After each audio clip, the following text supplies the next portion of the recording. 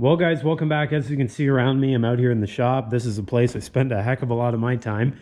And if I had a little bunk up there in the loft, I'd probably sleep up there. But I'm back here to show you something today, and what that something is a new tool. And if you're like me, you tend to hoard tools, and that's probably my guilty admission here. I hoard tools. I don't collect much else. I don't have any hobbies that I collect stuff for other than I don't let a tool pass me by too often, and sometimes these tools that I collect, I really don't have a use for them at the given time, but the thought of having the option to use them is enough for me to buy them. And this tool sort of walked its way into my life, and kind of a funny story how I got it, but made its way into my shop here, and it's under that cover right there behind you. And if we have a look at it, it's not made by Pelican, that's just a cover for a snowmobile. But it's under there, it's sitting on something. And one thing I can tell you about it, it doesn't do anything in that it doesn't have any moving parts. It's really, really old. In fact, it's older than Canada, 1867. It's older than that. It's heavy as anything else. So that's one of the heaviest tools I own. It's probably the heaviest tool I own.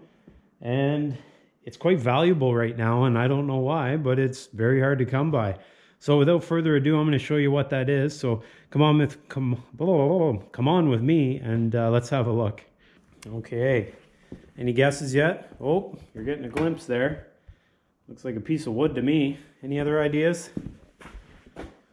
Okay, let's dive in and see what we're dealing with. There it is. This baby is an anvil.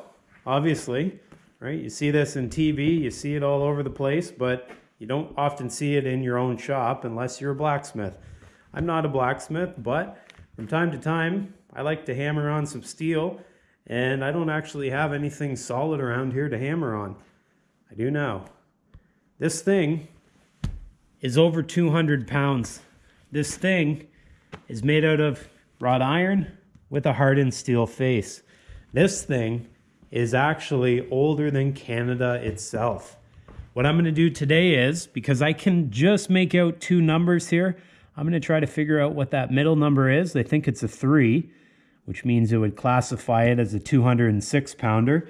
But I'm going to try to dig up some more information on this thing by cleaning it up. It's got some age to it. This thing, as I mentioned, is super old. There's a little date that I picked out on it before turning on the camera. And I think it said, I think it said 1845. So this thing is older than the country I live in. This thing is the oldest thing I own. This thing's pretty cool. So we're going to dive into it. I'm going to get out the grinding wheel. Correction, don't put a grinding wheel on an anvil. Well, guys like me shouldn't put a grinding wheel on an anvil. I'm going to get out a grinder with a, wire wheel. That's better. So that's going to clean off the rust. And hopefully we'll dig up some more information on this baby, because it's pretty darn cool. Some of the issues that you're going to see, and not really a big deal to me, there's this crack here on the leg, and there's a bit of, I think they call this a saddleback, so it's got a bit of an arch to it. But for guys like me, this is perfect. If you imagine what a 200-pound anvil costs in pristine condition, this baby was a steal. And I'll tell you about the story about how I came to get it in just a minute. But before I do that, let's try to clean off some of this rust so we can try to figure out who makes this thing. Because as it stands now, I only know the year, and I only know the two numbers, and I only know its weight because I took it on a scale. So let's clean her up. All right, here's the weapon of choice, my old trusty Mastercraft. There's the wire wheel. Let's clean her up.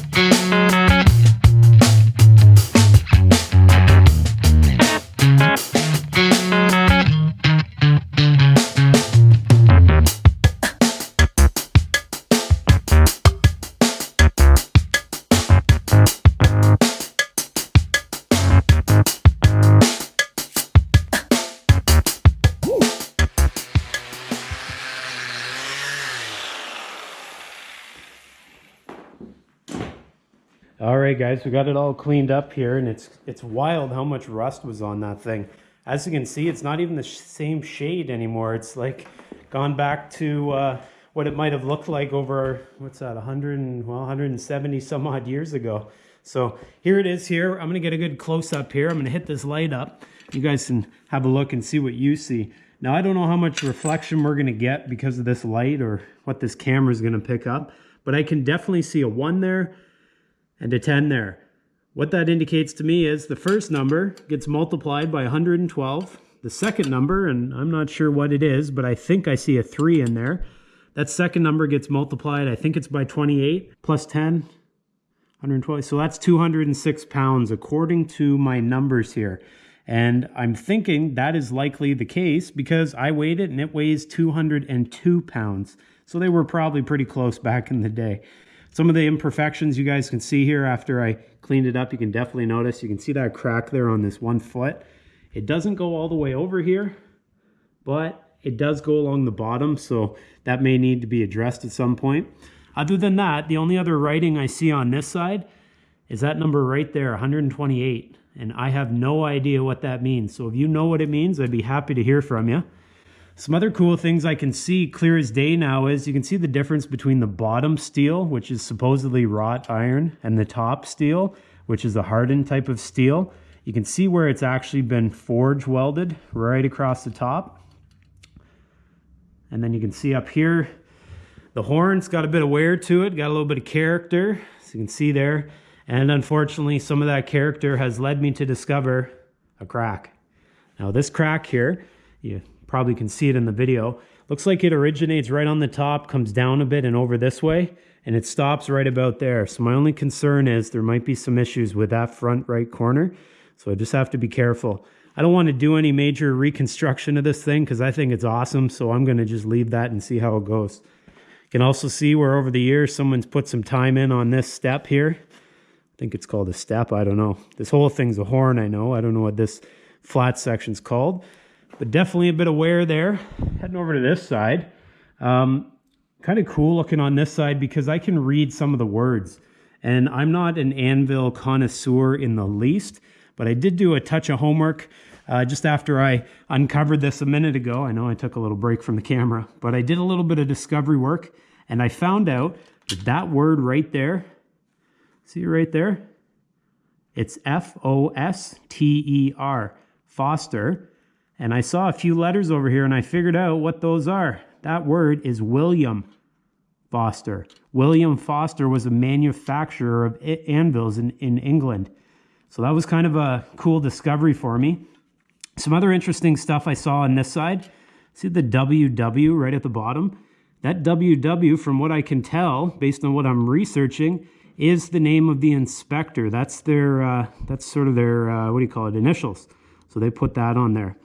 And one cool thing that sort of separates this William Foster anvil from many others is they actually put the date of manufacturer.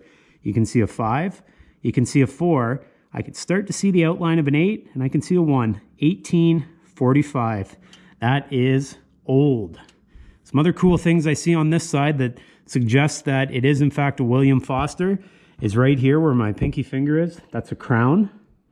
There's also a crown over here that's pretty clear.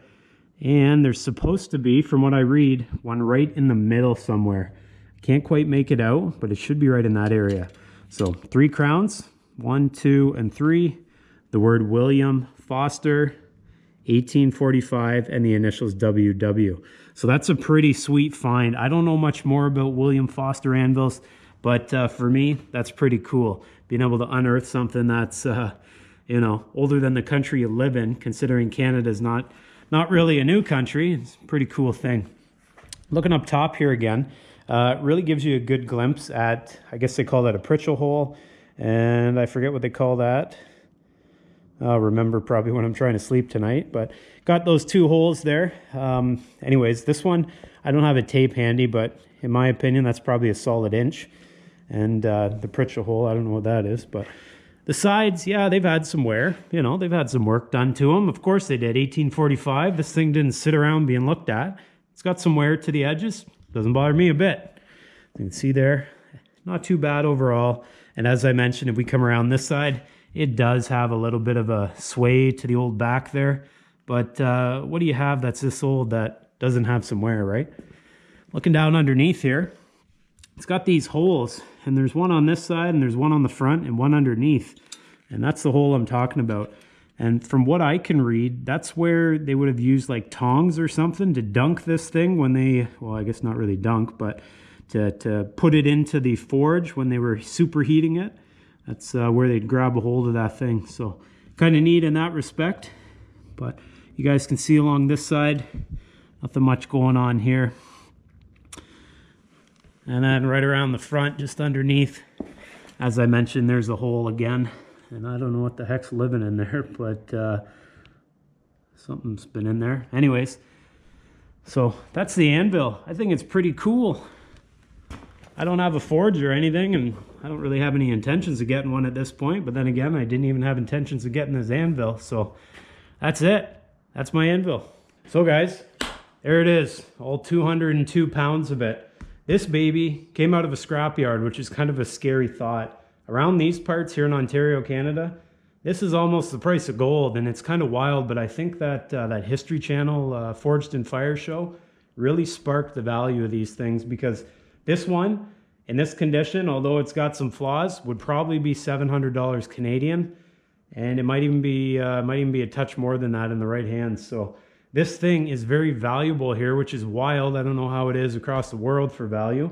But this thing, 1845, obviously came across the ocean on a boat at some point, made its way from hand to hand to hand, ended up in a scrapyard in southwestern Ontario.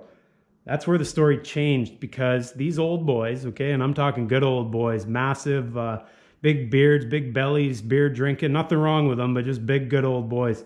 They had this sucker into the back of a vehicle ready to head off to my house in a matter of seconds. For me to lift this thing, I had to put a bit of grunt into it. Those guys, they basically had to look at it and go, hold my beer. Anyways, nice gentlemen down there if they watch these videos, but they got it put into the back of my folks' vehicle.